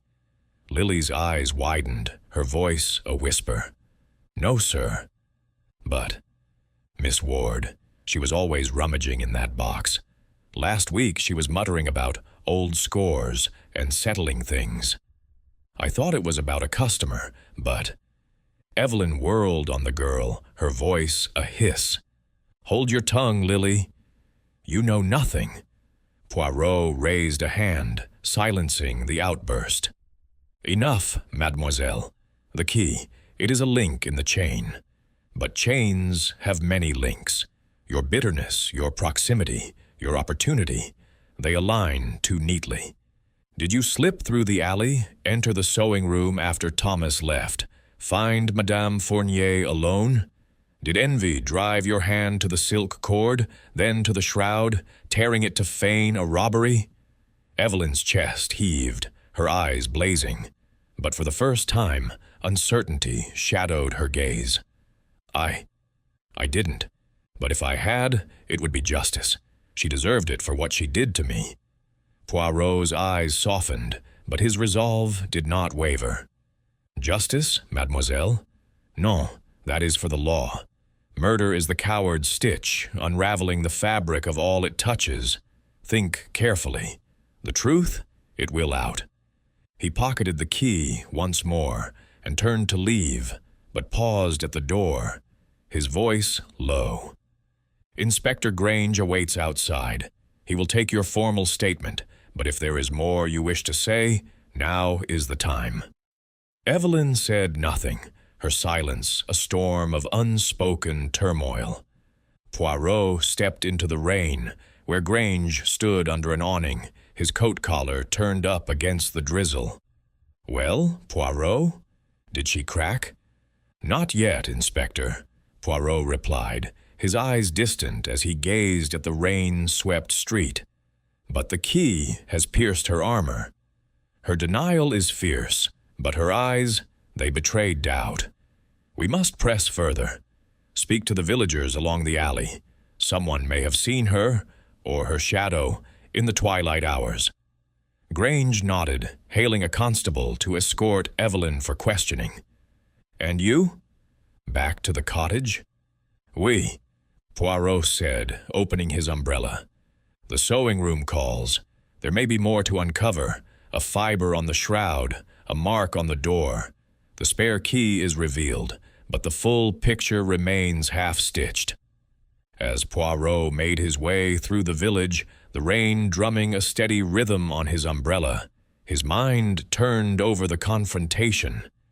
Evelyn's reaction had been telling, defiance masking fear, anger veiling guilt. The key was no mere accident. It was the instrument of entry, the solution to the locked room. But was it wielded by her hand alone, or had another thread connected it to the crime? He arrived at the cottage, the garden sodden, the ivy glistening like tears. Inside the sewing room, he knelt by the torn shroud once more, his gloved fingers tracing the deliberate rips. The fabric whispered of premeditation, of a mind bent on deception. The key fit, the motive burned, but Poirot sensed a final piece missing, a top confirmation, a slip, a confession yet to come. The rain intensified, a curtain drawn over Saint. Mary's mead, but Hercule Poirot's little gray cells burned bright, illuminating the path to truth. Chapter 10. The Shroud's Message. The rain had softened to a drizzle by late afternoon, leaving Saint. Mary's mead cloaked in a damp hush. Hercule Poirot stood once more in Madame Elise Fournier's sewing room, the heart of the mystery, where the air seemed to hold its breath. The room was unchanged since his last visit, The oak table with its silent sewing machine, the shelves of neatly rolled fabrics, the dressmaker's dummy standing like a mute witness.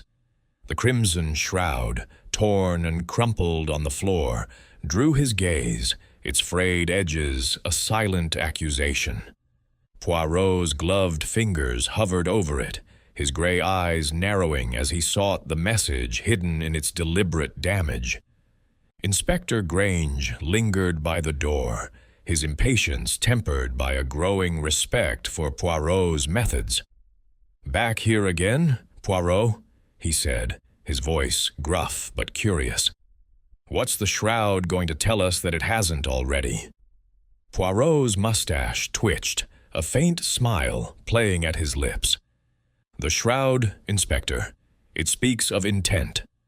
Its tear is not the work of a struggle, but of a hand that wished to deceive.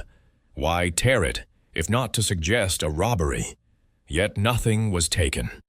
This is a performance, mon ami, and we must understand its purpose." He knelt, examining the shroud with meticulous care. The fabric was heavy silk, its crimson hue rich even in the dim light. The tear ran diagonally across one corner, its edges too clean for a frantic act. Poirot traced the cut, noting a faint irregularity, a hesitation, perhaps, in the blade's path. "Regardez," he murmured, pointing to a tiny nick in the silk. This was done with a small knife, not scissors. A pocket knife, perhaps, carried by one who planned this act. Grange crouched beside him, squinting. A knife? Could be anyone's. Thomas, maybe, or even Evelyn. She's got tools aplenty in that shop. Poirot nodded, rising with a fluid motion. "Oui, but it is the choice of tool that intrigues me. Scissors are a seamstress's weapon, yet this was a blade. We must consider who among our suspects carries such a thing." His eyes drifted to the sewing machine, its needle still poised mid-stitch on a scrap of muslin. He leaned closer, noting a single crimson thread caught in the mechanism, its color matching the shroud. "And this," he said, plucking it free. "It was not here yesterday. A careless oversight or a clue left by the killer." Grange's brow furrowed. "You think the killer came back? That's bold, with us crawling all over the place." Poirot's smile was enigmatic. "Not bold, Inspector. Necessary. The killer may have returned to ensure the scene was convincing or to retrieve something overlooked. This thread, it suggests haste, a moment of distraction." He paced the room, his cane tapping softly, his mind weaving the clues into a pattern. The spare key, found in Evelyn Ward's shop, had unlocked the mystery of the door, but the shroud's tear and the crimson thread hinted at a deeper narrative. Was it Evelyn, her envy driving her to stage a false robbery? Or another, using her shop as a convenient hiding place for the key? Poirot's thoughts were interrupted by a knock at the cottage door. A constable ushered in Mrs. Agnes Holt, the housekeeper, her stout figure wrapped in a rain-soaked shawl. Her eyes were red-rimmed, her hands twisting a damp cloth. "You sent for me, sir?" she said, her voice trembling. "I've told you all I know." Poirot's expression softened, but his gaze was sharp. "Madame Holt, your loyalty to this house is admirable, but there is one matter we must clarify. The gate in the garden. You heard it creak as you left at 5. Did you see anyone near it? A shadow, perhaps, or a figure in the lane?" Mrs. Holt frowned, her memory straining. "I didn't see anyone, sir, but there was a rustle, like someone stepping through the bushes. I thought it was a cat, but it could have been a person, now you mention it." Poirot's eyes gleamed. "Most helpful, madam." "And the sewing room, did Madame Fournier ever leave it unlocked, even briefly, during the day?" "Never," Mrs. Holt said firmly. She was particular about that. Always locked it when she stepped out, even for a moment. That key around her neck, she guarded it like gold. Poirot thanked her and dismissed her gently, his mind racing. The creaking gate, the rustle in the bushes. Someone had been near the cottage, unseen, as Madame Fournier worked alone. He turned to Grange. "Inspector, we must search the garden again. Footprints, perhaps, preserved in the damp earth, and we must question our suspects further. Their alibis, they are fraying like the Shroud itself." Grange nodded, signaling a constable to examine the garden. "Who's next, then? Clara, Evelyn, or Thomas?" Poirot considered, his fingers tracing the handle of his cane. "Let us begin with Madame Beaumont. Her financial troubles, they nag at me. A woman of her station, desperate to maintain appearances, might act rashly if pressed." They made their way to Clara Beaumont's mansion, the rain now a faint mist. Clara received them in her drawing room, her black dress stark against the opulent decor. Her composure was intact, but Poirot noted a new tension in her posture, a slight tremor in her hands as she poured tea. "Madame," Poirot began, declining the offered cup with a polite wave. "We have spoken of your visit to Madame Fournier, your meeting with your solicitor, but there is a matter of motive we must explore. The Crimson Shroud, it was a costly commission, oui? And your finances, they are not as secure as they seem." Clara's eyes flashed, but her voice remained steady.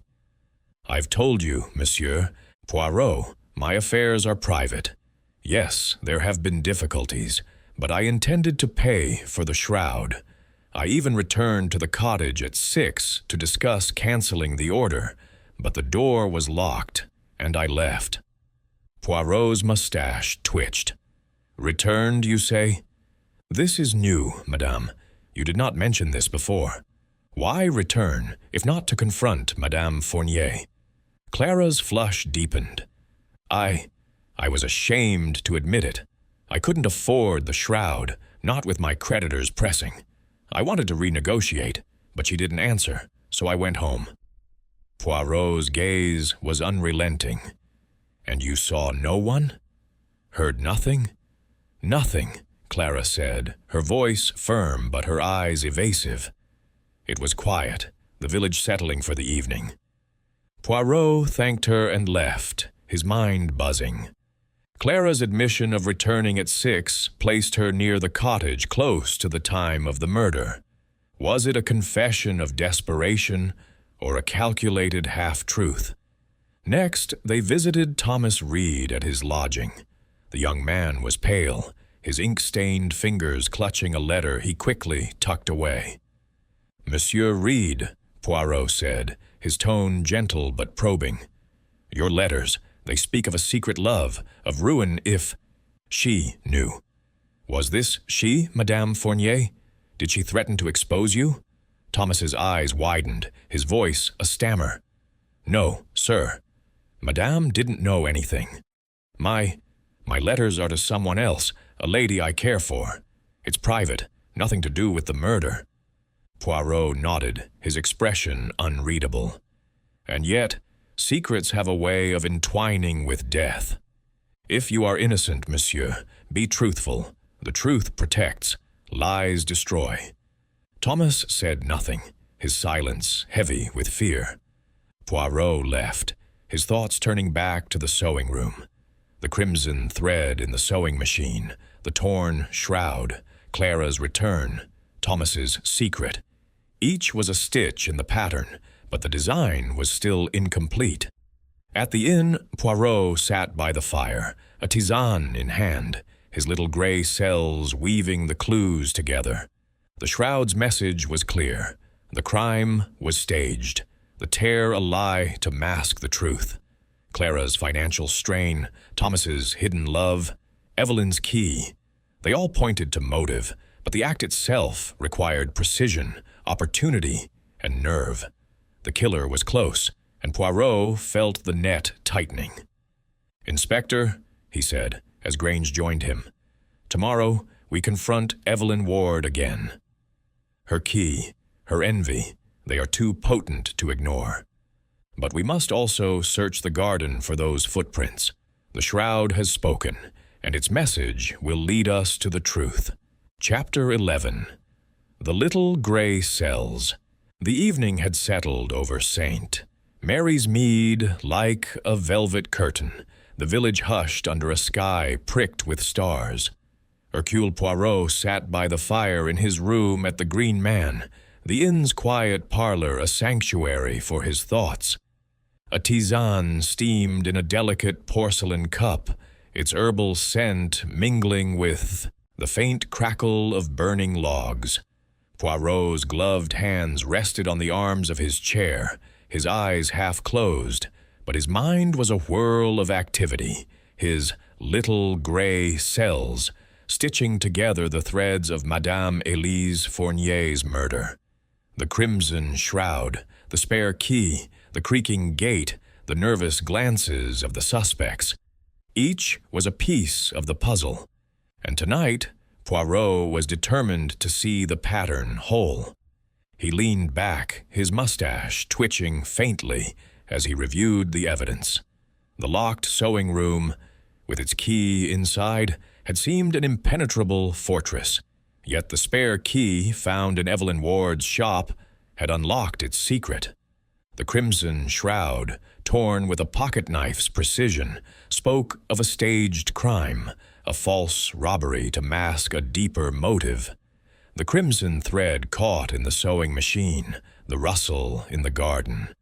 Clara Beaumont's late return to the cottage, Thomas Reed's cryptic letters, all were clues, but none alone revealed the killer.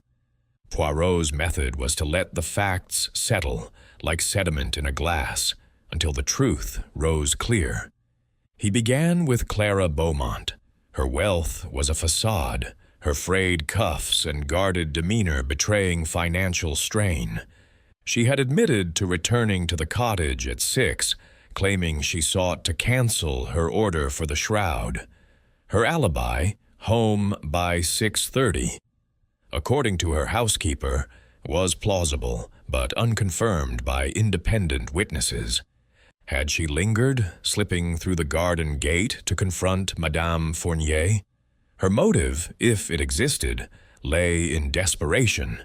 Perhaps a refusal by Madame Fournier to defer payment had sparked a fatal argument. Yet Clara's composure, even under pressure, suggested a woman skilled at concealment. Was she capable of such a calculated act? Next, Evelyn Ward. Her envy was a fire that burned bright, her shop a monument to her faded dreams. The spare key, hidden in her tin box, was damning, and her denial, fierce yet faltering, rang hollow.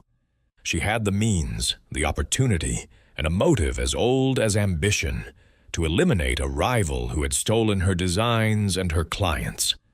Her shop's proximity to the cottage, with the alley as a discreet path, made her a prime suspect. Yet the key's discovery seemed almost too convenient, as if placed to incriminate her. Was Evelyn the killer, or a pawn in another's game? Thomas Reed, the nervous assistant, was the least likely, but not without suspicion. His argument with Madame Fournier over wages was trivial, but his secret letters hinted at a deeper conflict.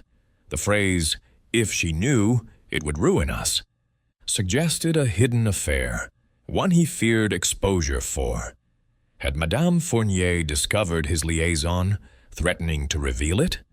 His ink-stained fingers and evasive answers marked him as a man with something to hide, but murder required a boldness Poirot doubted he possessed. Still, his presence at the cottage until 6 placed him close to the crime's timeline. Poirot sipped his tisane, the warmth grounding his thoughts. The locked room was the heart of the mystery. The spare key explained entry. But how had the killer left the door locked with the key inside? He closed his eyes, picturing the scene. Madame Fournier at her sewing machine, the killer entering silently, the silk cord tightening, the shroud torn with a knife. The killer then exits, locking the door. How? A string through the keyhole, perhaps, to pull the key back inside? No, the lock was too precise for such a trick. A duplicate key, then, with the spare left in Evelyn's shop to mislead? Possible, but complex. He rose, pacing the room, his cane tapping a slow rhythm. The shroud's tear was deliberate, a distraction from the true motive. Envy, desperation, fear of exposure. Each suspect had a reason, but only one fit the crime's careful staging. Evelyn's envy was the strongest thread, her access to the key undeniable. The alley behind her shop, the creaking gate, the knife's cut, all pointed to her. Yet Poirot's instinct, honed by years of unraveling human deceit, whispered of a final twist. He summoned Inspector Grange, who arrived with a damp coat and a weary expression. "Poirot, it's late. Got anything new, or are we still chasing shadows?" "No shadows, Inspector," Poirot said, his eyes bright. "The light of truth is near. I have considered the facts, and the pattern emerges. Evelyn Ward, her envy is a poison, and the key in her shop is a fatal clue.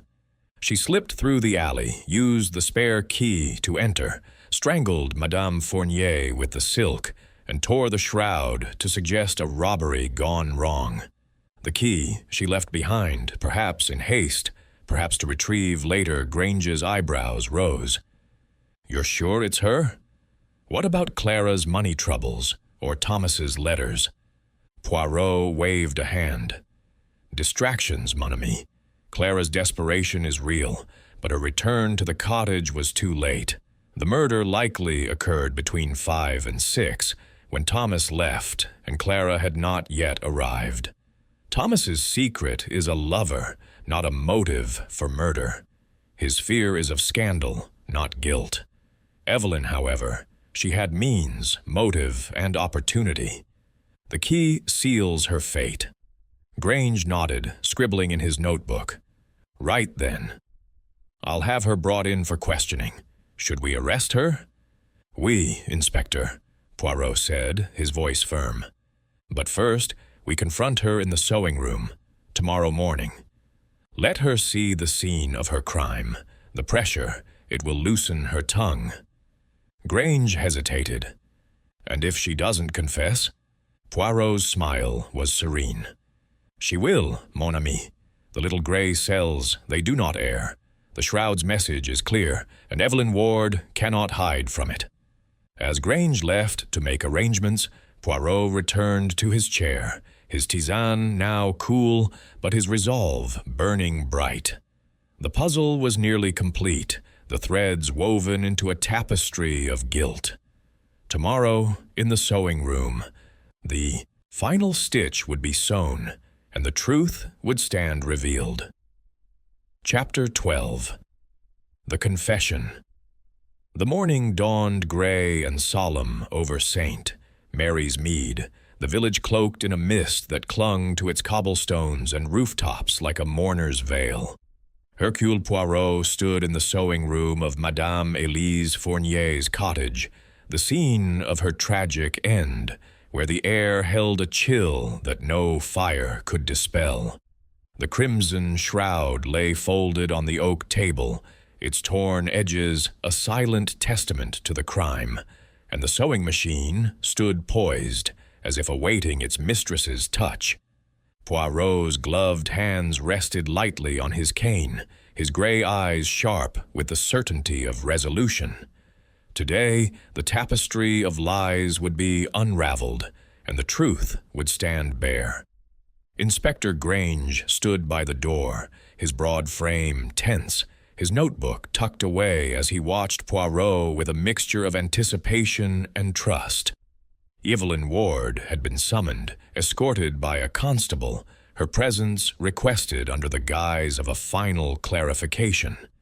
Clara Beaumont and Thomas Reed had been asked to remain in the village, their alibis sufficiently tested, but Poirot's focus was singular. Evelyn, with her burning envy and the damning key, was the thread that would tie the case shut. The door creaked open, and Evelyn entered, her wiry frame rigid, her sharp features set in a mask of defiance. Her gray dress seemed to blend with the room's somber tones, but her eyes blazed with a fire that no mist could quench. She stopped short, her gaze flickering to the shroud, then to Poirot, who stood like a sentinel of justice. "Mademoiselle Ward," Poirot began, his voice smooth but unyielding, "we stand in the room where Madame Fournier met her end, strangled with her own silk, her shroud torn to deceive. You have denied your part, but the evidence, it speaks louder than your words. The spare key, found in your shop, unlocked this door. The alley behind your premises leads to the garden gate, which creaked in the twilight. The shroud, cut with a knife, not scissors, bears the mark of your intent. Shall I continue?" Evelyn's hands clenched, her voice a low hiss. "You've got it all wrong, Poirot. I told you, that key wasn't mine. Someone planted it. I hated Elise, yes, but I didn't kill her." Poirot's mustache twitched, his eyes locking onto hers with the precision of a needle. "Non, mademoiselle, you cannot hide behind denials. Let us reconstruct the scene. Yesterday, between 5 and 6, after Thomas Reed left and before Clara Beaumont returned, you slipped through the alley. You used the spare key, kept hidden in your tin box, to enter this room. Madame Fournier was alone, working late. You confronted her, perhaps, about her stolen designs, her success that mocked your failure. Words became anger. Anger became violence. You took the silk cord, matched to the shroud, and tightened it around her throat. Then, to cover your crime, you tore the shroud with a pocket knife, staging a robbery that never was. Evelyn's face paled, her lips trembling, but she shook her head fiercely. "No, you're weaving a story out of nothing. I was in my shop, working. Lily can tell you." "Lily," Poirot interrupted, his voice cutting like a blade, "heard you mutter of old scores and settling things.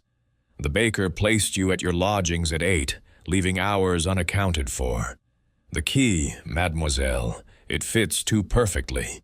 You found it, kept it, biding your time. Envy, it is a poison that festers, and yours could no longer be contained." Evelyn staggered back, her defiance crumbling like dry thread. Her eyes darted to the shroud, then to the locked door, as if seeking escape. "You don't understand," she whispered, her voice breaking. "She mocked me, laughed at my work, called it provincial. She stole my designs, my life. I went to her, yes, at 6, to demand she admit it. She laughed again, said I'd never be her equal. I lost control. The silk was there, on the table. I didn't plan it. It just happened." Poirot's expression softened, but his resolve held firm. "And the shroud, mademoiselle? The tear?" Evelyn's shoulders slumped, tears welling in her eyes. "I panicked. I thought if it looked like a robbery, no one would suspect me.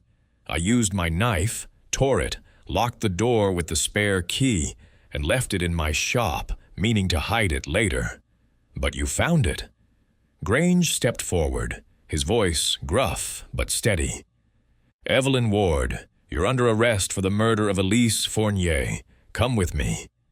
As the constable led her away, her sobs echoing in the quiet cottage, Poirot turned to the shroud, his fingers brushing its frayed edge. "The heart, it can be cruel when wounded," he said softly. "But murder, mademoiselle, it solves nothing. It only tears the fabric of the soul. Grange returned, wiping his brow. You did it, Poirot. Got her to confess, clean and simple. How'd you know it was her? Poirot's smile was serene. The little gray cells, Inspector. They saw the pattern, the key in her shop, the knife's cut, the alley's access. Her envy was the thread that bound it all. Clara's desperation was real, but her return came too late. Thomas's secret was a lover, not a motive. Evelyn alone had the means and the fire to act. Grange nodded, his skepticism replaced by admiration. And the locked room? The key inside? A simple matter, Poirot said, gesturing to the door. She used the spare to enter and exit, locking the door behind her. The key on Madame Fournier's chain was already in the lock, untouched. Evelyn planned to retrieve the spare later, but our search was swifter. As they left the cottage, the mist lifting to reveal a pale sun, Poirot adjusted his hat, his heart heavy but satisfied. The village of St. Mary's Mead would heal, its order restored. The crimson shroud, its message deciphered, lay silent, and Hercule Poirot walked into the light, the puzzle solved, his faith in truth unshaken.